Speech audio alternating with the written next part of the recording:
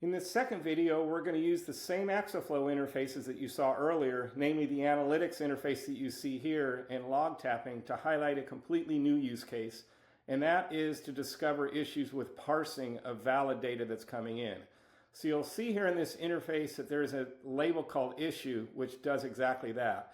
You'll see that most of the data, or a good portion of the data, does not have any issues. But other data has an issue called missing header. So syslog is missing a header for actual data that we want to capture. So for that, we can turn to the log tapping interface to see what the details of that are.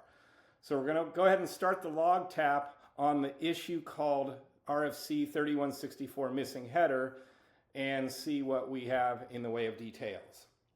So you'll see as this data comes in, there's actually two kinds of data that appear to be suffering from parsing issues. And you can see, if we take a look at the details, some of the help that is available for you to discern what is going on. So first off, the transport that the data is coming over is highlighted, as well as the message format that the interface of AxoRouter thinks that it is. So it thinks that this is an old style syslog message, but if you take a look at the details, here's the priority string. And normally what follows is a header, and specifically a timestamp, which happens to be missing. And indeed, you can see the syslog missing timestamp is shown at the tags in the lower right. And similarly for this other bit of data that has no header whatsoever, it also thinks that it's just BSD syslog, because that accepts just about everything. I like to call it garbage on the wire.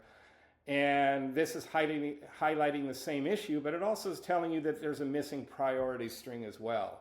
So it gives you an idea of what you need to do to make that device compliant with syslog, if you have that access, or to have a parser written to address this data directly.